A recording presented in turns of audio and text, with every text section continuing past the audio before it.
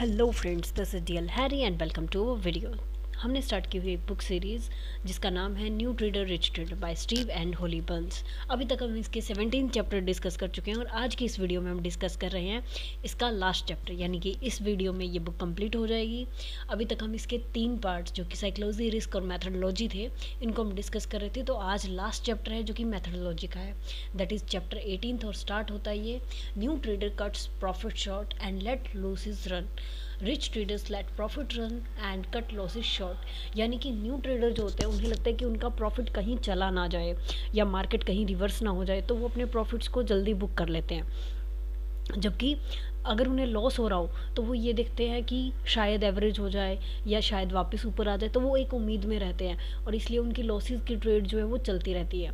जबकि rich trader उसका opposite करते हैं, वो अपने प्रॉफिट्स को जाते रहने देते हैं, यानी कि वो ट्रेल करते हैं सेल को कि अगर मुझे मेरा टारगेट मिल चुका है तो अब मैं 80% प्रॉफिट बुक करके आगे का 20% चलने दूंगा, और वो अपने लॉसेस को जैसे ही उनका ऐसा लाता है वो निकाल देते हैं। तो यहाँ पर ये न्यू ट्रेडर और रिच ट्रेडर में डिफ्रेंशिएट हो जाता है कि न्यू ट्रेडर अपने लॉसेस को चलते रहने देते हैं जबकि रिच ट्रेडर्स अपने प्रॉफिट को। तो आज क्योंकि ये 18th चैप्टर है, लास्ट है, तो यहाँ पर हमारे जो न्यू ट्रेडर है जिनका डिस्कशन चल रहा था रिच ट्रेडर से, वो काफ़ी हद तक कंप्लीट हो गया है। तो अब न्यू ट्रेडर में क्या क्या चेंजेस आए हैं वो देख रहे हैं। Change as a trend trader. अब न्यू ट्रेडर ने खुद को एक ट्रेंड ट्रेडर के रूप में पाया। जितना भी उन्होंने पूरा डिस्कशन किया इन 18 चैप्टर्स में, वहाँ पर न्यू ट्रेडर में काफ़ी चेंजेस आए, उसने काफ़ी कुछ सीखा रिच ट्रेडर से।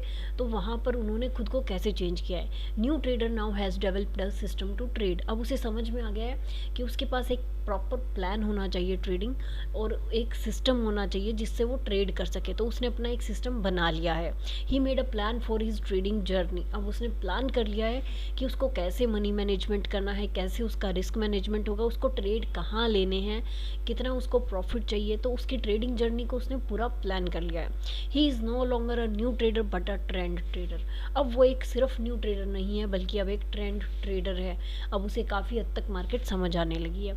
ही keeps learning and discussing with rich trader to grow more. उसने अपनी लर्निंग को कंटिन्यू रखने का निर्णय लिया है और ये डिसीजन लिया है कि वो रिच ट्रेडर के साथ डिस्कस करता रहेगा ताकि वो ग्रो होता रहे। यही एक ट्रेडर की खासियत होती है कि वो हमेशा सीखते रहते हैं और हमेशा डिस्कस करते रहते हैं ताकि वो हमेशा ग्रो करते रहें। तो आप भी अपने आप को इसी तरीके से देख सकते हैं। अब हम आते हैं रिच ट्रेडर की आज की हमारी टिप के लिए, जो कि लास्ट टिप होगी फ़िलहाल के लिए हमारी इस बुक में। इसका सेकंड पार्ट भी है, जल्दी ही हम उसकी वीडियोस की सीरीज़ भी स्टार्ट कर देंगे ताकि हम new trader rich trader part 2 को भी डिस्कस कर पाएँ, जहाँ पर उनके साथ एक नया पर्सन और भी ऐड होता है और वो तीनों मिलकर ट्रेडिंग को डिस्कस करते हैं। तो यहाँ पे माई गोल्डन रूल्स ऑफ ट्रेडिंग। अब यहाँ पे रिच ट्रेडर ने आज के टिप के तौर पर अपने गोल्डन रूल्स दिए हैं ट्रेडिंग के लिए, उनको हम डिस्कस कर रहे हैं। Never add to a losing trade. कभी भी लूजिंग ट्रेड में पोजीशन ऐड मत करें, कोई भी क्वांटिटी ऐड मत करें। अगर आपका एसएल हिट हो रहा है तो उसे उतनी क्वांटिटी में हिट होने दें। अगर आप एवरेज कर रहे हैं या ऐड कर रहे हैं, इट मीन्स आपको उससे अभी भी कुछ उम्मीद है, आप उससे इमोशनली अटैच हैं। तो इसका मतलब है कि आपको उससे निकल जाना ही बेहतर है, बिकॉज इमोशनल होकर वहाँ पर कोई डिसीजन लेना ठीक नहीं है। Don't loss more than 1% to 2% of your trading capital on a single trade. अब यहाँ पर ये जो कैलकुलेशन है 1% to 2% का, ये एक बड़े कैपिटल अमाउंट पे है। अगर आपके पास, क्योंकि हम इंडिया की बात कर रहे हैं, तो यहाँ पर अगर आपके पास 1 लाख to 1 करोड़ रुपीज़ हैं आपके ट्रेडिंग कैपिटल के तौर पर, तो आप 1% to 2% रिस्क नहीं लेंगे किसी भी सिंगल ट्रेड पे। ये एक मेजरमेंट है, ये आपका रिस्क कैलकुलेशन है कि इतना लॉस लेना नहीं बनता है। Don't trade something you don't understand 100%। ऐसी कोई भी ट्रेड ना लीजिए या कोई भी ऐसा सेगमेंट मत उठाइए। फॉर एग्जांपल ऑप्शन बाइंग हो सकता है, ऑप्शन सेलिंग हो सकता है, या फ्यूचर्स हो सकता है, जिसको आप 100% नहीं समझते, या लिक्विडिटी है, वॉलेटिलिटी है, जिनको आप नहीं समझते उनको आप मत उठाइए। Sorry, trade in the direction of the trend in your trading time frame. आपका जो भी ट्रेडिंग टाइम फ्रेम है उसमें जो ट्रेंड है उसी की डायरेक्शन को फॉलो कीजिए।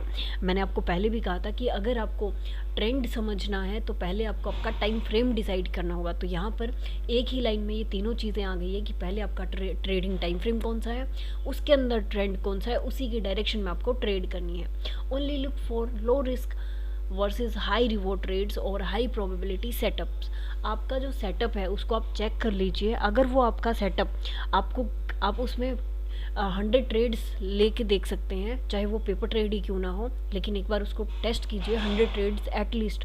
उसमें आपको पता चलेगा कि जब वो आपको रिस्क दे रही है तो वो कितने पॉइंट्स का रिस्क दे रही है, जब वो आपको रिवॉर्ड दे रही है तो वो कितने पॉइंट्स का रिवॉर्ड दे रही है। अगर आपका वो रिस्क रिवॉर्ड लो वर्सेस हाई आता है तो ही वो आपके लिए एक अच्छा सेटअप होगा, वो हाई प्रोबेबिलिटी वाला सेटअप होगा। Trade your plan, your system, your signals, the chart and price action rather than opinions, biases and predictions. अपने प्लान को ट्रेड कीजिए, अपने सिस्टम को ट्रेड कीजिए, अपने सिग्नल्स को ट्रेड कीजिए, चार्ट को ट्रेड कीजिए, प्राइस एक्शन को ट्रेड कीजिए, ना कि ओपिनियंस को, बायसेस को और प्रेडिक्शंस को।